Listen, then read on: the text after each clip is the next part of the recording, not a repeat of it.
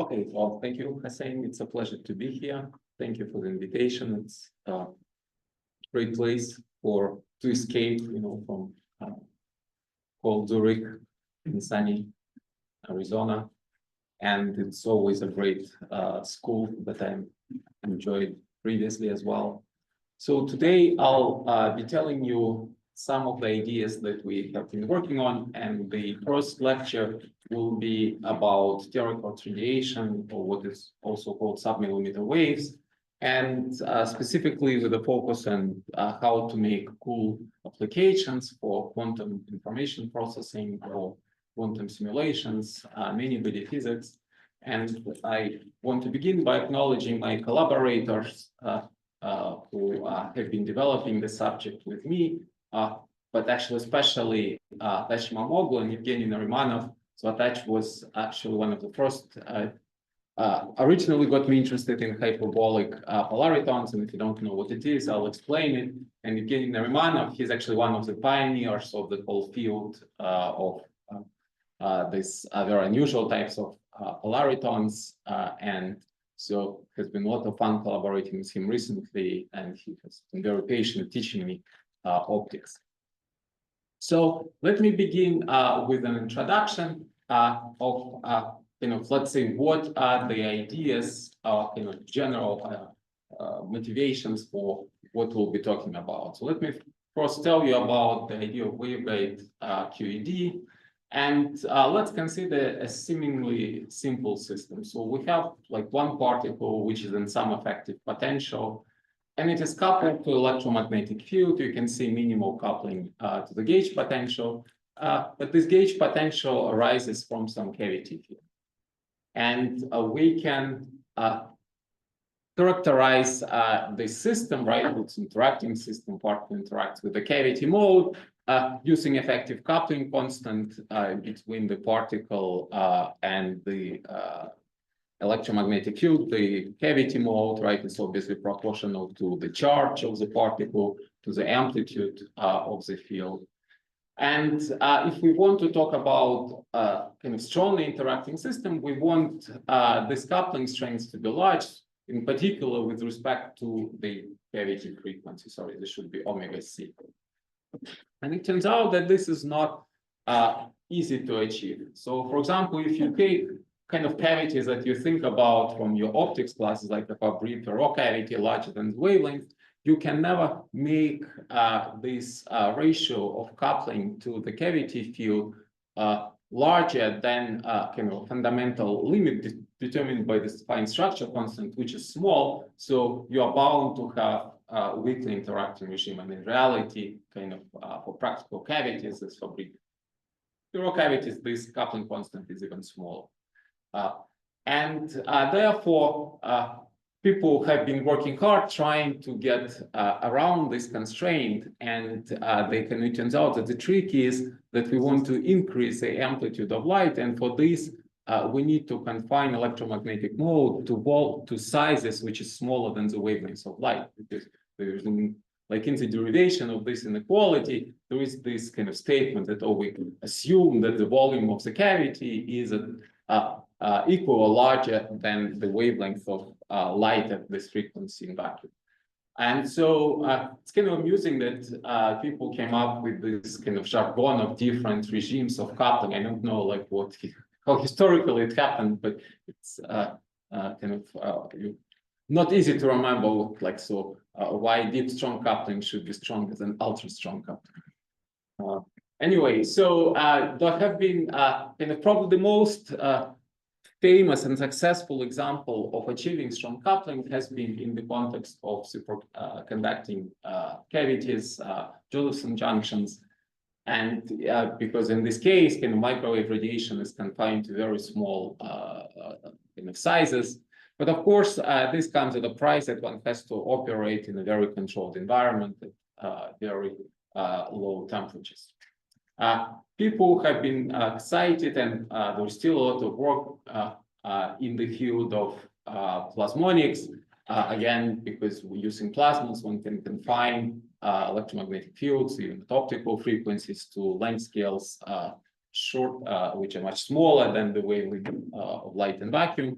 However, the disadvantage of plasmonics is you operate with metal, so losses are very strong. So you can achieve some strong coupling regimes, but you pay the price that light does not propagate over long distances before it gets lost. And actually, these plasmonic effects have been argued to play a role in the sort of cavity control of chemical reaction, but that subject remains somewhat controversial, so we can talk about this separately.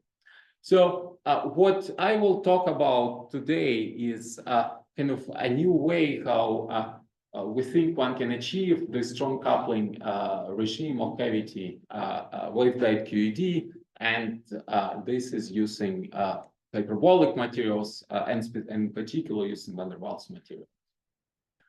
So let me also define what I used in the title of my talk, like terahertz as submillimeter waves. It's probably not something that all of you have seen before. So if we think about the spectrum of electromagnetic radiations, there are kind of certain ranges which are obviously familiar. Okay, visible light, so that's our everyday experience.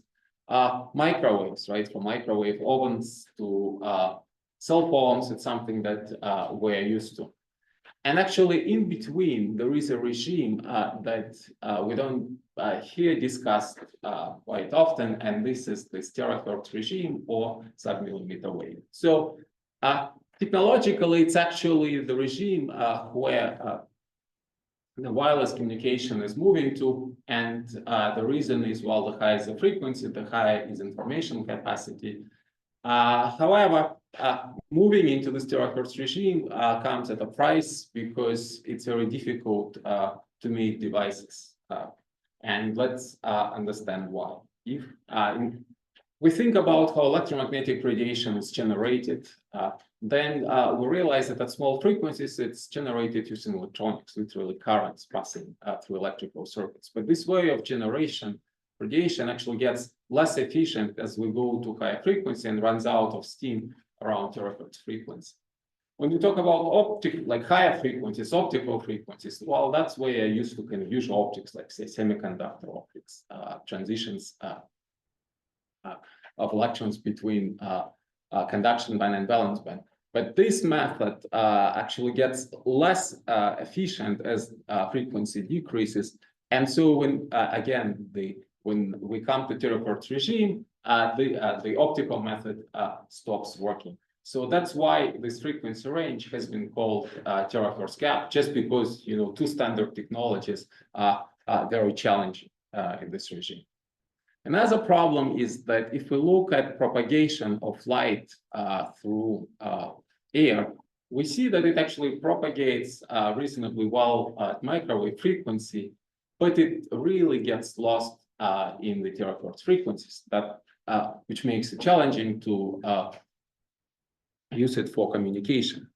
But the reason why it gets lost why this terahertz radiation gets lost in the air, of course, has to do with kind of dynamics of matter excitation. In fact, if we look at the characteristic frequencies, we find that a lot of kind of interesting and important excitations are in that frequency range. Here we talk about different types of molecular rotations, vibrations, also sort of vibrations in solid state systems. And in fact, if you think about, let's say, what kind of scanners that are used in airports, and to fly here, I had to go through a couple of these. They're not yet in the submillimeter wave, but they're getting close. They're already in the millimeter regime. And also, when people talk about astronomical observations, they're already operating sort of at frequencies which are right at the border of terahertz frequency range. And the reason for this is that if you actually look at in which form radiation has been released into the universe after the Big Bang, most of it is in the terahertz region. So that's really where we can get most information about kind of the cosmos. And so you can see that it's a challenging kind of range. It's a challenging frequency range. fortunately, in the last few decades, there has been really kind of dramatic, there have been really dramatic advances in this field, in this kind of area of engineering. But you can see that it's really kind of technology that is coming online just like as we speak. So when we talk about first terahertz sources, we're talking about 90s kind of compact sources is working at ambient temperature. We talk about 2000s. And when we talk about like really low cost kind of component, something that's can be conveniently used in the lab, we're basically talking about today, right? Kind of 20. So it's really technology that is developing quite rapidly, and that made a lot of kind of physics that has not been accessible before, accessible to current technologies. So like a lot of what I'll be discussing today, and to a large extent in the second lecture tomorrow, will be driven by this advances in terahertz technology and what it has made possible. Okay, so this is the plan for my lecture today. So I gave you an introduction, just kind of what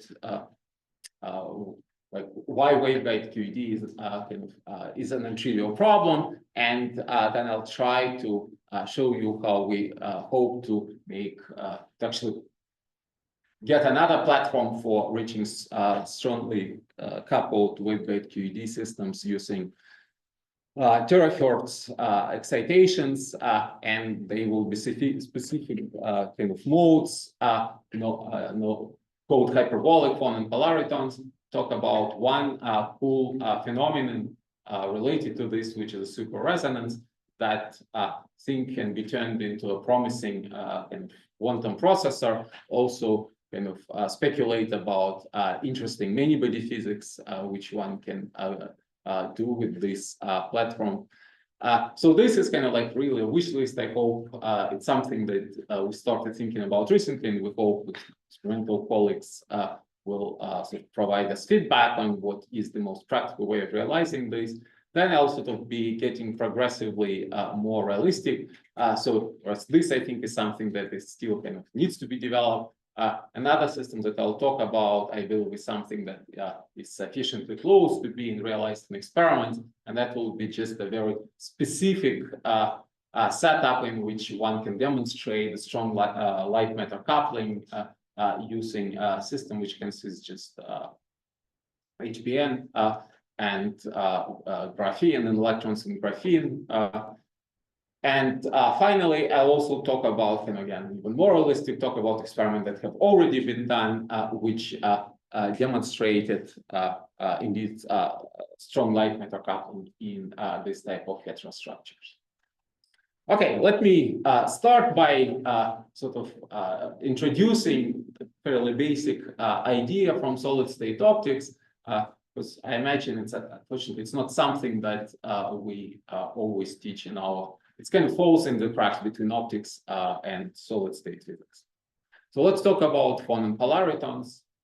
So, okay, phonons, that's what obviously you have seen in your solid-state classes. We take a crystal, and then we, if we think about vibrations of atoms, we can define collective modes. And let's say if we have a unit cell which has two different atoms in a unit cell, roughly you can think, you can say that when two atoms move in the same way, then we are talking about the acoustic branch. And when they move out of phase with each other, that's so that we have kind of, if we think about the electric dipole moment, we see that it changes because distance between the positive and negative charges changes. That's when we talk about the optical branch. And when we talk about phonon excitations, we usually use this very simple model, just, kind of like masses on springs. But we already said that, well, if atoms carry charge, this type of vibrations modify electric dipole moment, and this means that this excitation should couple to electromagnetic field. So how do we describe this? Well, obviously, the first thing to do when we describe electromagnetic fields is to write Maxwell's equation, and the way Maxwell's equation couple to matter is through polarization. And our polarization is given by the displacement of phonon, right? We're saying that we have an what's called infrared active phonon, meaning that when we have displacement of this phonon, like the system develops an electric dipole moment. And for the phonon itself, we just write a model of a harmonic oscillator, right, with some friction term. Because it carries an electric charge, this phonon can be excited by the electric field. So we have coupled equations for electromagnetic fields and the phonon amplitude. Okay, so we can combine two Maxwell's equations into one equation, which includes electric polarization. And let us discuss how to solve this equation. So in this case, we actually have to separate two different polarizations of excitations. So what this means is we should consider if separately, if electric field is parallel to the direction of propagation to the wave vector of the mode, then we call this excitation longitudinal. Well, in this case, you can see that, okay, so if the divergence of E, right, just gives us a factor of Q times E, and basically this first factor, gradient of divergence, just cancels the Laplacian. So this term for the longitudinal field disappears. So the only way we can get a solution of this equation is that this whole combination of electric field and plus polarization must be equal to 0. So we get a relation between electric field and the phonon displacement.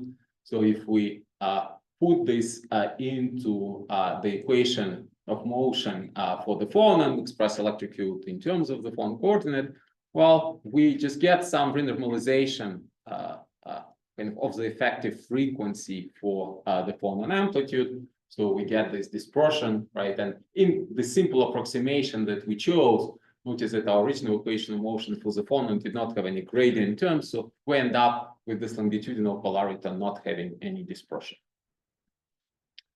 Now let's consider another regime, and this is kind of transverse polarization. Now you can see the direction of electric field is perpendicular to the direction of propagation. So now clearly kind of divergence of electric field is 0, right? Because divergence will be in the y direction, right? Electric field is along z direction. So this term disappears, and we get something that looks as a more familiar wave equation. Well, not surprisingly, right? We're talking about transverse waves. And we can now couple, sort of complete this equation by writing equations of motion for the phonons. And you can see that equations take the form of kind of something that begins to resemble kind of effective dielectric constant, right? And indeed, one can do the calculation, like one can go through the simple analysis of this linear equation and find that indeed these transverse waves are really can be thought of as a system in which we have frequency dependent dielectric constant.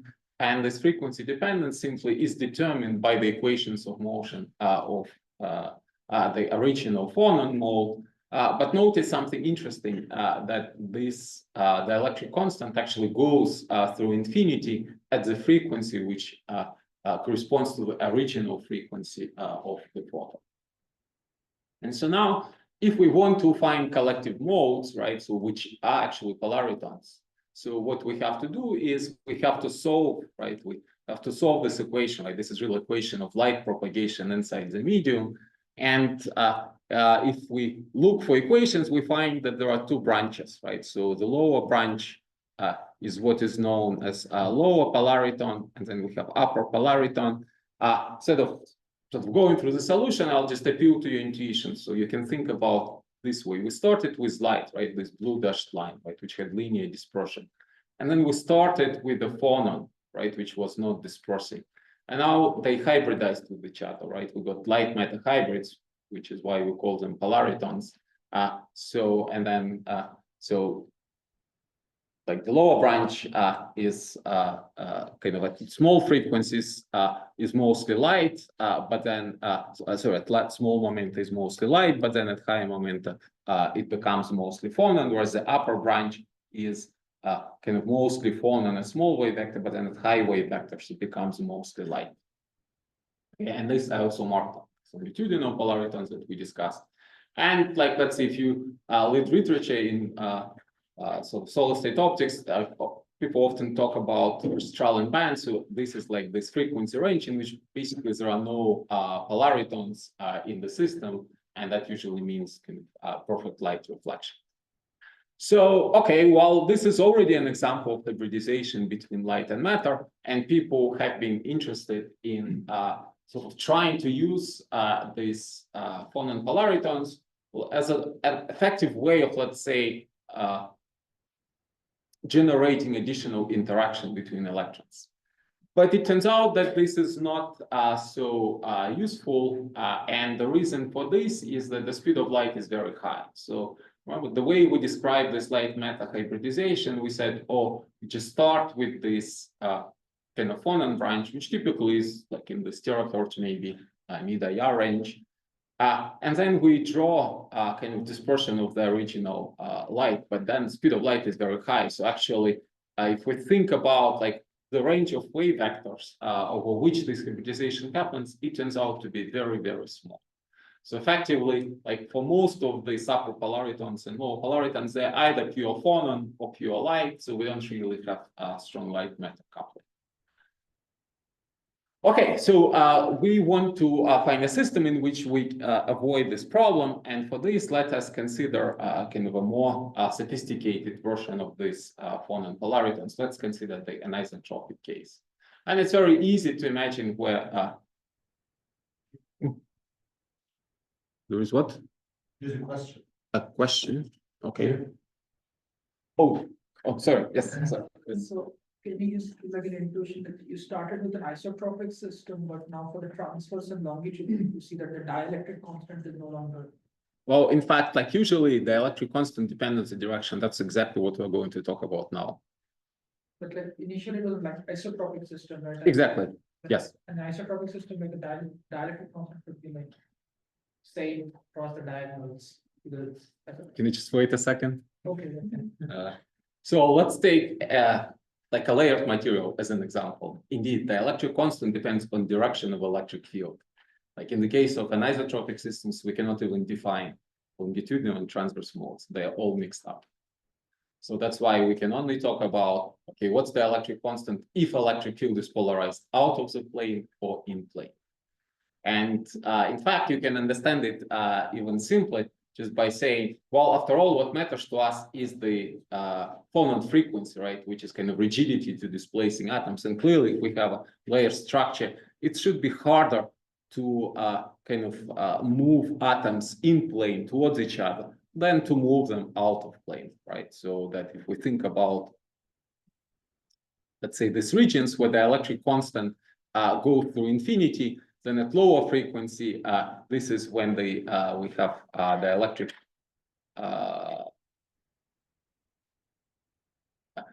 basically this is the range when which corresponds to out of plane motion, and in plane corresponds to higher frequency. Okay, so what about kind of polaritons, which I guess this was a question. So previously for the isotropic case, we're solving this equation. So now this is something that actually I remember when I was sort of studying optics as an undergraduate, while there was a chapter on anisotropic materials in birefringent, and I remember skipping and thinking, well, like technical detail, who cares? But actually, it turns out that actually it makes a big difference. So let's see how it works. So imagine that we what is known in optics as ordinary wave. So we have difference of the electric constant. Let's say it's the same in plane as XY plane and different out of plane. And if we have electric field polarized in the XY plane, then clearly both components of the electric field, they experience the same dielectric constant. So if we think about wave equation, it actually doesn't differ so much from what we're used to, so from what we discussed in the isotropic case. Now let's consider most complicated case when electric field has one component along Z and another component in plane. So now you can see that the component of electric field right along Z kind of sees the electric constant, which is epsilon Z, whereas in plane component sees the electric constant, which is X. And you can also see that while actually now it also matters like which sort of component of the wave vector sort of has an interesting interplay with the direction of propagation just because of this divergence. Because we have to, because we have to project kind of the wave vector onto the direction of electric field itself. So anyway, we'll not go through the algebra, but what ends up happening is that the wave equation, right, has this form. So we have in plane k squared, and then we divide it by the dielectric constant, right, along the z-axis, which again makes sense. If we have a wave propagating kind of in the xy plane, then the electric field we expect along z. Whereas for the z component, like if of propagation of the wave, we have in plane dielectric constant, and then this has to be equal to omega squared over c squared. So I think, does it answer your question? So okay. Does it make a big difference? Well, it does make a big difference if our dielectric constants have different sign. And this is exactly what happens in the vicinity. Remember, I highlighted these regions in which the dielectric constants actually go through infinity. And as they go to infinity, one of the dielectric constant changes sign, right? So let's see here, we have one dielectric constant which is positive and other negative, and then another region. So these regions are called hyperbolic frequency regimes. And so if we plot just contours in momentum space of waves with the same frequency, like in regular dielectric, isotropic dielectric, it's a circle. But if we take hyperbolic materials, we find that the shape, right, of this energetic contours is a hyperbola, and this is where the name comes from, hyperbolic polaritons.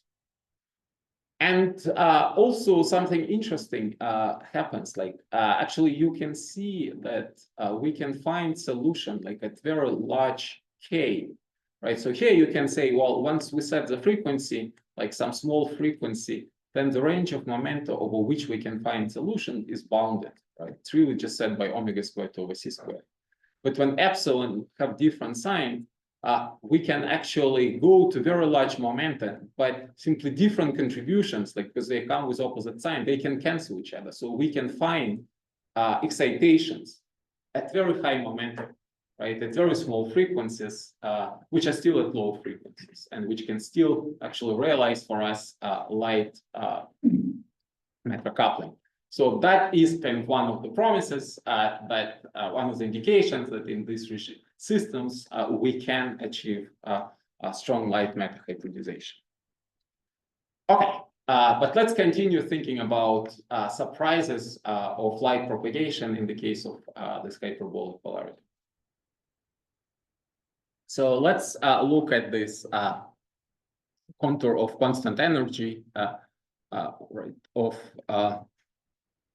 hyperbolic polariton, and you notice that at very high momenta, right, at very high momenta, essentially we can forget about omega squared over c squared. We really just have like it's kx squared over epsilon y must be equal to ky squared over epsilon x, right? Like, so it's really a straight line, and the slope of this line is just determined by the dielectric constant, which themselves are function of frequency. And because these asymptotically these lines become straight, if we want to find direction of propagation, which of course would be just a normal, right, to this either energetic contours, we find something quite remarkable, that at a given frequency, light propagates only in a very specific direction. So it's kind of very surprising, right? Usually imagine I have a light source, right? And when I have a light source, let's say, think about this as a slab of material, like light at this frequency would propagate in all possible directions. But in this case, the angle is fixed. When I fix the frequency of light, right, it cannot go, say, vertically or at some arbitrary angle. The angle is fixed by this equation of hyperbolic polaritons. And you can choose this angle very simply, right, by changing the, okay, here we just characterize frequency in terms of wavelength in vacuum. So you can kind of very selectively send lights from the source along kind of at that specific angle. And so this is what kind of my collaborator Eugene and Romanov called super illumination. And this actually turns out, yeah. I guess like if I think going back to the initial of the emitter, in this case I actually have like if this is really an odd, I have an infinite number of light that I can couple. Exactly. Oh, exactly. So Francisco discovered super resonance. At least half of the super resonance. So indeed, like now think about how many modes we can have if we build a resonator. So if you remember your basic optics class, well, kind of your cavity modes approximately equally spaced. Whereas now we take this equation, and as we said, at high momenta, well, we're basically solving this equation, right? We just have to find like K parallel and KZ. But you know, if we have any solution, we can multiply it by some number. It is again a solution.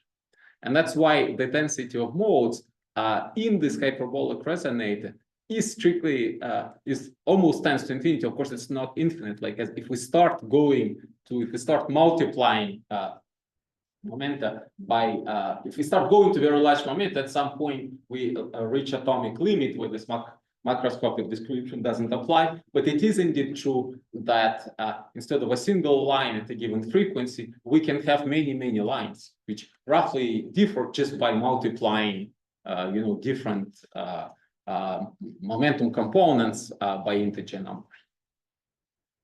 Okay, but we can actually, how can we make use of this effect? So let us then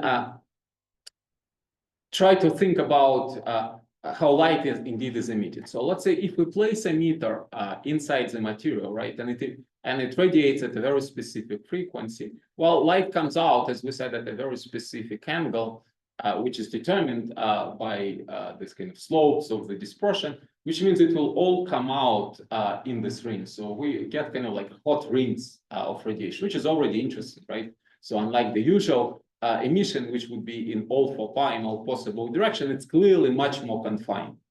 Question is, can we confine it even more?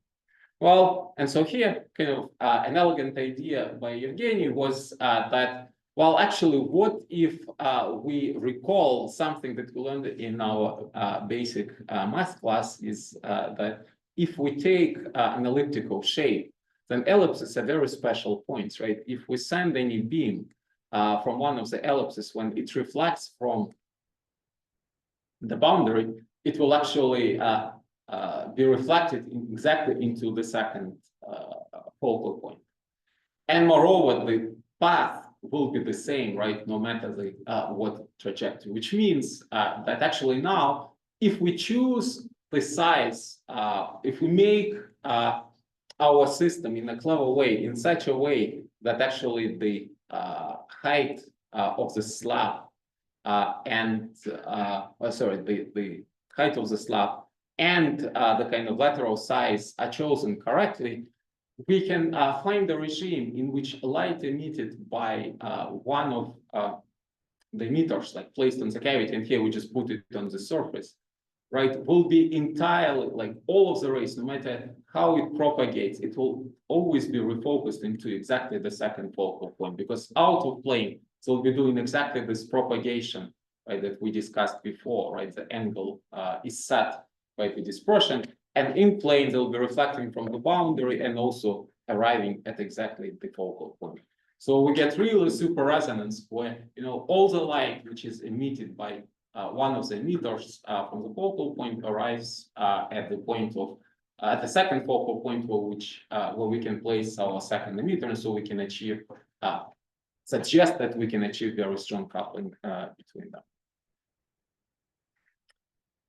Okay, so now we can sort of turn this into a kind of more formal calculation. So indeed, let us think about two two-level systems for simplicity, and ask what would be an effective interaction which is mediated between them by this hyperbolic polarities.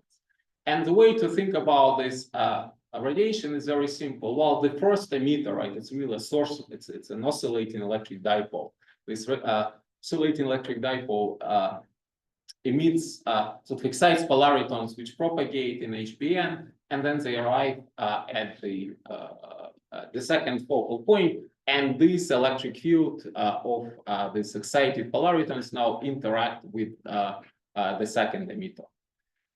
And one can actually it's not surprising from this argument, and that effective interaction can be expressed in terms of what is known as Dieter-Green's function in A&M. It's basically just a statement of, if I have a current, right, at one point, what is the electric field that will be generated at a different point? And that's exactly what we said, like the first emitter sort of rate, like by oscillating electric dipole moment, we can think about it as a source of current, which then shows up as an electric field at the position of the emitter. And mathematically, we just have to solve like standard equation on this Dieter-Green's function for the electric field.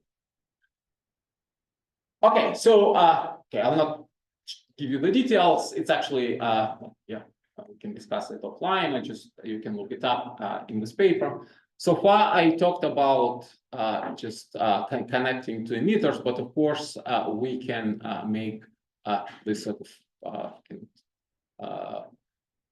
looks a bit like a crocodile structure. So let's just call it a crocodile structure, in which basically you can think about many ellipses sort of glued together, and then we put many of these emitters at these positions of, super hot spots, and then any radiation emitted by one of the emitters will arrive at the position of the next emitter, and so on.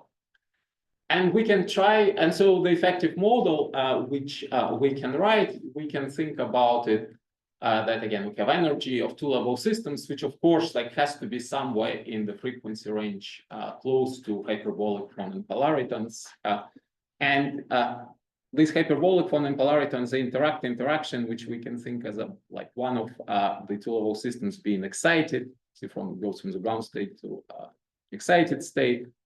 If by absorbing polariton that was emitted by another emitter, and so we have effectively this kind of like sigma plus sigma minus type interaction, and we can also of course couple to these electric dipoles of qubits using external electric field. There is another thing that we have to worry about, and this is losses, right? Because if emitter emits into polaritons, well, these are dielectrics. It's not as bad as plasmons in a metal, but there are still losses, right? Because plasmons can scatter on disorder, different isotopes. So it's important to look at the numbers and ask, can we actually achieve a regime where we can have strong interactions without being overwhelmed by losses? Fortunately, one can do the following by the following solution. Let's change the distance between these qubits and this crocodile structure, right? So this is this position H. And then we can ask how does effective interaction between neighboring qubits, and again, just to give you an idea, like all the length scale that here we're talking about will be basically like kind of 10 nanometers this way, and maybe like sort of again, tens of 100 nanometers in longitudinal direction. And so, and kind of, so the effective interaction decays as one over the distance q between the emitter and the surface of HBN, whereas losses decay 1 over the distance to the 4th power. So actually losses decay much faster. So if we want interactions to dominate, well, in principle, what we can do, we can just pull emitters further away. Of course, the price that we pay is that our effective interaction gets weaker, right? So, in principle, we can always increase, kind of make interaction larger than decay if we have if we take these emitters above a certain length, which is set by imaginary part of the dielectric constant, which really describe losses in the material. Like, so if there were no losses, like this H star would be 0, right? So then basically we would have interactions without any losses, but in the real world there are losses. Fortunately, if we look at the numbers for HBN, we have very nice separation. So we basically give ourselves a condition that let's choose distance in such a way that our coupling is at least like kind of 1/10 of the frequency of this qubits. Remember, that's what we call ultra-strong coupling regime, like light matter interaction. Okay, in this case, it's kind of interaction mediated by light, by polaritons, has to be at least 1/10 of the energy of qubit excitations. And at the same time, we want interaction to be much larger than the decay. So this, if we want the interaction to be larger, then we cannot pull out these emitters too far, which gives us one critical height. And if we don't want losses to overwhelm, this gives us another critical height. And at least in the case of AGM, the ratio between is about 100. So there is a kind of like a decent regime over which we can actually safely, like, sort of like few nanometers where we can get interactions which are about 1/10 of the frequency of the qubits, and coupling between them, coupling between them is 1/10 of the frequency of qubits.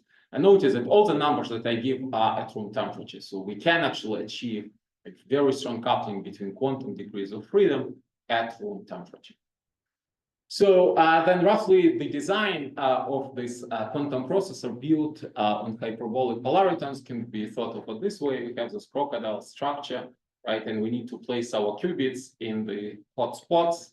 And then we want to address them individually.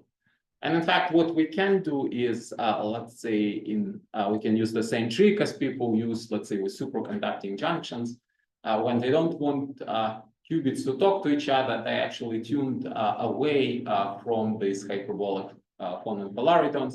Then, if we want some qubits to talk to each other, we can use AC-Stark effect, which brings these qubits into inside the hyperbolic band, and then immediately we get this very strong interaction between them, which enables kind of entangling gates.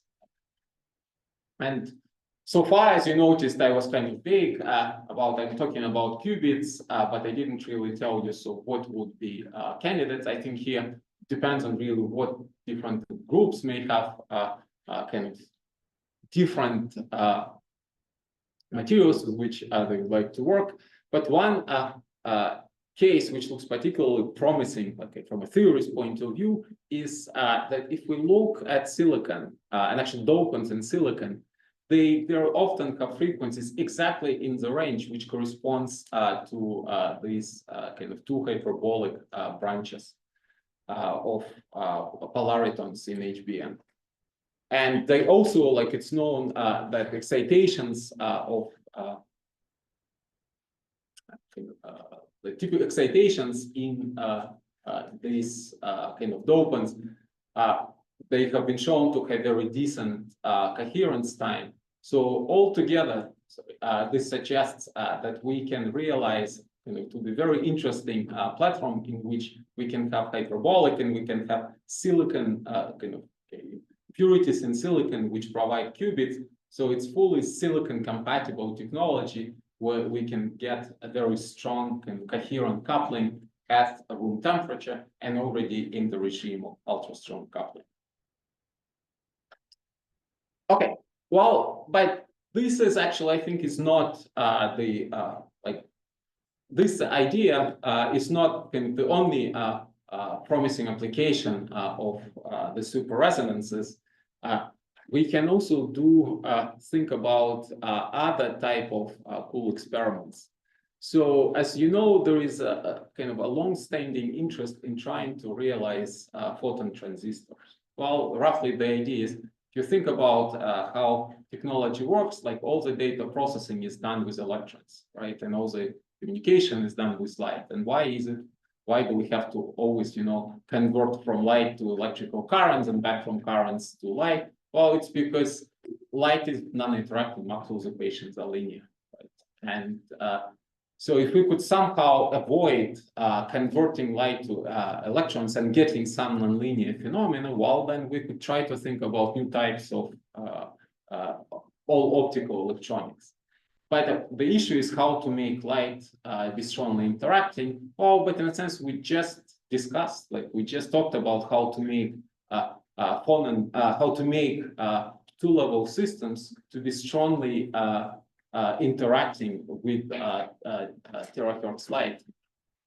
So one can actually imagine now transistors, kind of transistor-like effects at the level of individual photons, because if we send the first polariton, well, it is likely to excite the atom, right? So as not atom, the qubit placed in this hot spot, and that will make a big difference, right? So then when the second photon comes in, well, if the qubit is already excited, then the second photon goes through, right? If on the other hand, there was no first photon, well, then the second photon is likely to be excited, and therefore it's very likely to be emitted back in the opposite direction. So we can actually control the propagation of the second photon with just a single photon. And that all just follows from the fact that we achieve strong light-matter coupling.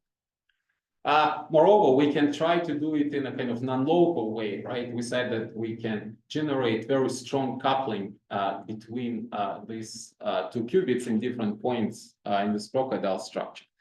Now, imagine, let's say, what would be the, let's just do this exercise. What's the level, what are energy levels, right, of two qubits if they disconnected from each other? And let's take them to be exactly the same. Well, okay, so then we can, both of them are in the ground state, or one of them is in the excited state. Okay, so I used the dashed line, but it doesn't mean that there are multiple degenerate levels. It just means in this case, we have two levels, right? So here we have one. Then we have one state where both qubits are in the excited state. But now, if there is strong coupling between these qubits, of course, the level structure changes, right? Because this qubit can hybrid, like excitation of this qubit can strongly hybridize with excitation of the other qubit.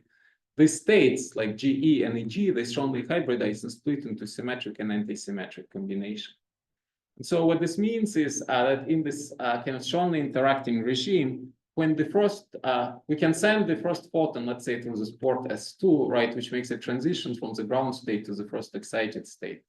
But now for the second photon that goes through the other port, it makes a big difference, right? If the system as a whole is now in this first excited state, there is actually there's no longer state which is resonantly connected to it. And so therefore it is likely to just go through. Whereas if there was no first photon sent through S2, which was absorbed, then of course, like the second photon would be absorbed. So again, with one photon, we controlled propagation of the second photon, but actually these photons now do not even propagate along the same path. And this all just comes from the fact that we achieved very strong, well, first of all, strong light-matter coupling, but also strong coupling between the two qubits. And we can start thinking about even more interesting ideas. So we can, instead of this one-dimensional crocodile structure, we can make them two-dimensional, right? So now we have this kind of hot spots which are connected to each other in both X and Y direction. So we can get effectively, we can think about it either as hopping of hardcore bosons or XY model. But in fact, this interaction is not short distance, it is long range, because remember we said that, well, if we kind of, until the kind of polaritons decay, they can keep going along this trajectory from one focal point to another. So we can actually get very long distance interaction in this XY model. Moreover, we can control this interaction by simply tuning the frequency of qubits. And then one can also make propagation chiral. And what this means is that we have not just like hardcore bosons, but we have hardcore bosons with a flux. And that, of course, makes it possible to realize fractional quantum Hall states or photons, which sounds quite appealing. Now we can talk about, okay, well, we all learned that photon is a kind of a unit of electromagnetic light. Well, what about photon fractionalization? Then, of course, perhaps even getting ions. Okay, so this was the first part. I think it kind of like the system that we hope will motivate our experimental colleagues to build this geometry, right? Okay, it's not easiest to do, but it's something which is available with current tools, really designing these elliptical structures. So now I want to change gears and talk about systems which do not require this kind of more kind of special purpose engineering, but basically rely on looking at systems which are already available in the labs. And but the kind of playground is still the same. So we want to explore coupling of hyperbolic phonon polaritons to electronic degrees of freedom. But now the system that we consider is kind of much simpler. So we have two slabs of IHBN, and in between we put two-dimensional electron gas, like which can be, say, bilayer graphene. And then what we want to do is we want to ask, well, how does motion of electrons in this layer, in this stack, couple to hyperbolic phonon polaritons? And okay, well, let's write our Hamiltonian. So how do electrons couple to, again, the way we think about, first of all, how do you think electrons actually even see this hyperbolic phonon polaritons if they're outside of the slab in the first place? Maybe I should have asked this question earlier. So what do we rely on? Like usually when we talk about electron phonon coupling, right, we have electron and phonon in the same material. But here electrons are separated from HBN, right? We're talking about hyperbolic phonon polaritons inside HBN. But so why would these polaritons couple to electrons? Really? No, electrons are really confined. Exactly, right? Remember, basically, if we think about eigenmodes like this, and what are the eigenmodes of hyperbolic phonon polaritons inside the material, right? Indeed, they are kind of light matter hybrids. But outside of the material, light, okay, so light, of course, if it has a finite in-plane momentum, it will have to decay on the same length scale outside. So we have evanescent waves. And so, but we're considering a system in which the distance between the slabs of HBN is very small. So these evanescent waves, of electric fields, they can actually reach electrons. So that, again, sorry, I should have mentioned this before. This is also what was crucial to how we like we're thinking about implementing this qubit coupling to hyperbolic phonon polaritons before for let's say this kind of in the qubit architecture. Okay, but so here, as we said, like we find eigenmodes, right? So here, what you can see is we plot like in blue. So this shows the phonon kind of part of hyperbolic phonon polaritons, and you can see that it's non-zero only inside the slabs, right, and zero outside. And in red, we see electric field components of hyperbolic phonon polaritons, and indeed it shows these evanescent waves, which of course, like the way how rapidly it decays depends on in-plane momentum. Okay, and we can now compute, so we compute all the eigenmodes, and we can say that the way electron interacts with electromagnetic field is now it's a combination of, so there's a static magnetic field, let's say we consider the case of static magnetic field, and then there is part of the vector potential, which originates from this hyperbolic phonon polariton, and which we can express in terms of creation and annihilation operators of the phonon polaritons. And of course, we know the dispersion of phonon polaritons, which we found just by solving Maxwell's equations, coupled to Maxwell together with phonon equations. Yeah. Sure. Magnetic field here also. That's correct. Yes. So I'm also considering, yes. So this will come in a second. So like general, right? So if like you can say like it would be any kind of static field, but we also want to apply magnetic field. The reason for magnetic field is very simple. If we think about the motion of electrons in magnetic field, hopefully you remember that they form Landau levels, right? And like, okay, classically you can think about just electrons moving in circles. And in fact, like for reasonable magnetic field, like this distance between Landau levels is something that you can very easily control with magnetic field. And in fact, so previously we talked about, let's say, so typical frequencies of hyperbolic phone polaritons. So this is, let's say, 100 MeV. So that's roughly like around 25 terahertz. So that's a frequency which of the cyclotron resonance, basically the frequency corresponds to the energy difference between two neighboring Landau level, which you can achieve with very reasonable magnetic field. So it's a very promising platform for creating electronic degrees of freedom which match in frequency hyperbolic photon polaritons. And this is how we can now ask the question, well, is there strong coupling between the cyclotron resonance in graphene, and the cyclotron resonances we said we can tune through magnetic field, and hyperbolic photon polaritons?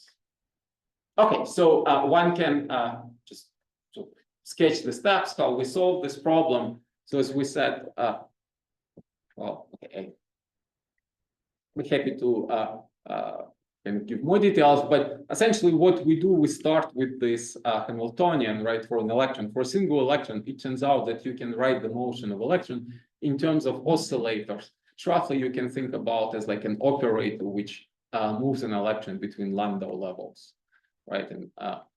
And so now we have kind of an effective bosonic Hamiltonian, which is reduced to just like this kind of ladder operators, which really correspond to electron moving between Landau level and our phonon polaritons.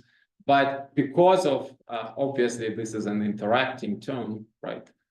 We now get coupling between this kind of operator of cyclotron motion, like racing operator for the cyclotron excitation and phonon polariton. You can, one can solve it. I'll not go through detail. I'll be happy to explain you the steps. But what we plot now is basically it's like you can think about it as like energy levels of the system, like if we, or something that we would probe by measuring light reflection through the system as we change the cyclotron frequency. And physically, what this really means is that we're changing magnetic field, because the cyclotron frequency is proportional to magnetic field. So without coupling to hyperbolic phonon polaritons, we would simply see the usual cyclotron resonance, right, which goes linearly with magnetic field. But now you can see that as it crosses, because it crosses a discrete phonon polariton branches, it actually splits. We see the same avoided level crossing. And by looking at the strength of this avoided level crossing, we can now characterize the strength of coupling between the cyclotron excitation of the electrons and hyperbolic phonon polaritons. And we can find that for kind of reasonable numbers, one can achieve, as in the case of qubit, coupling strength of the order of 1. So therefore, actually, again, it's going to be a very cool demonstration of like just seeing this hybridization of cyclotron resonance with hyperbolic phonon polaritons would be like a striking demonstration of large light matter coupling involving hyperbolic polaritons.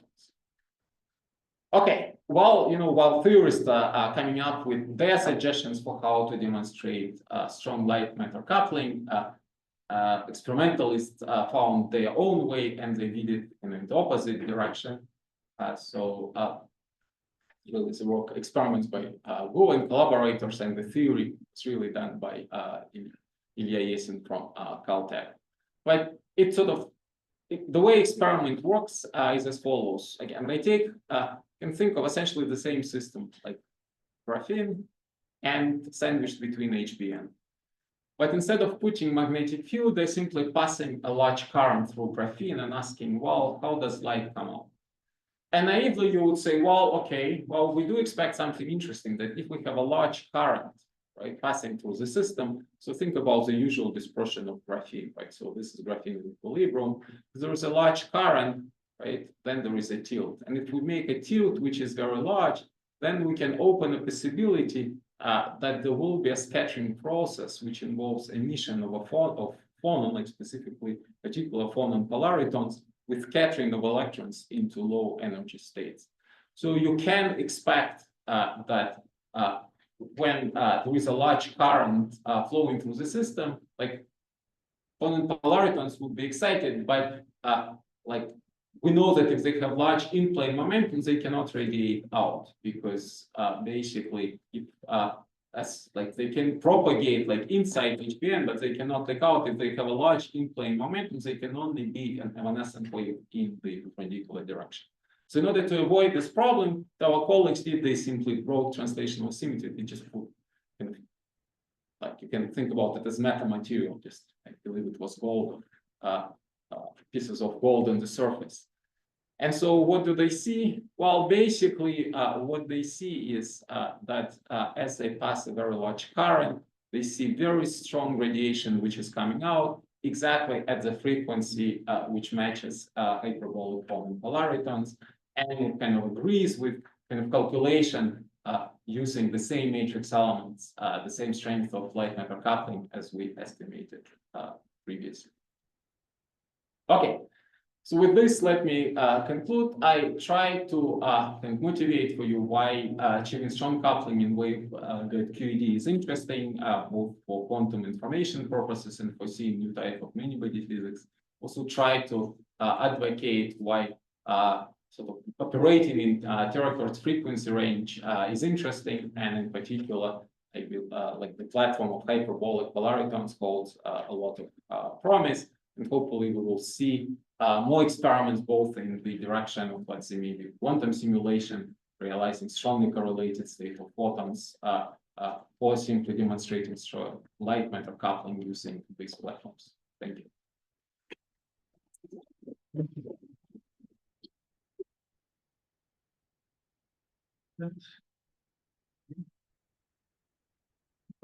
Temperature affect any of the results, or do these have to be done at cold temperatures? No, that, like that's why we're particularly excited about this sort of hyperbolic quantum processor. All estimates that we did were done for room temperature. So like this numbers which I told you that we can achieve strong coherent coupling, which is 1/10 of the frequency and which is much larger than decay. This is using room temperature decay. Well, the magnetic field doesn't it also affect the dispersion of the Phonon polariton?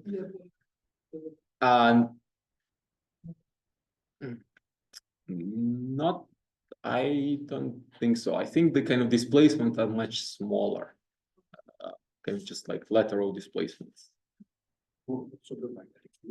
Huh? We're talking about, let's say, Tesla. And it's an interesting question. Like, we should try to estimate it more carefully. At some point, we sort of estimated it didn't look so bad, but in principle, yeah, it would be interesting to do it more carefully.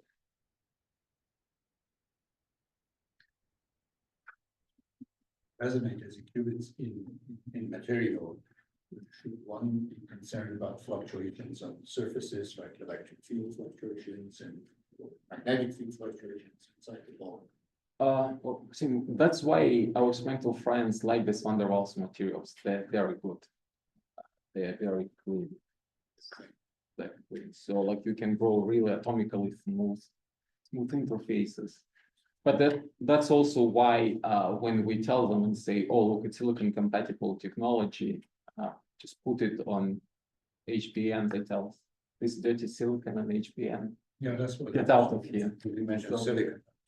Yes, so that is at least the pushback that we got, that while this think of design that would be entirely based on van der Waals materials. Otherwise, it's hard to make it, as pristine. But on the other hand, like all industry operates with silicon. Like I'm sure they can sort of grow, like, if we talk about feature sizes, what is it now? 3-4 nanometers, right? Which is also atomically clean. I'm sure they can grow silicon very well. Maybe not in university, but I guess there's the story of also defects within HBM themselves, because they not match the right energy still. that is interesting. So that's something that, let's say, Attach Imamoglu is investigating. There are the so-called blue centers. They have an optical transition, and that's why they're called blue centers, because they emit blue light. And if you look at emission, it actually has a kind of a shape of peak, which matches exactly the frequency of this hyperbolic phone polarity. So if you photo excite this, it is very likely that when it decays, like it's not, sometimes it's direct decay, sometimes it involves kind of emission of photons, smaller frequency plus emission of polarity. So that is an interesting system. It is like, I think it's more subtle, because like here we're thinking about something where you really know where it is on the surface of the material, whereas like this blue defect, many cases, okay, well, you would have to know where it is, right, in the material, and then perhaps you would have to cut your defect, but also you don't know where exactly it is inside, like what's the height. Again, from what I learned from Attach, it says, well, it is in principle possible to actually do experiments which will tell you like, where exactly the center is, like at which depth, and then you could cut out your sample. So it's possible, but not easy. But yes, I think that could be another interesting option.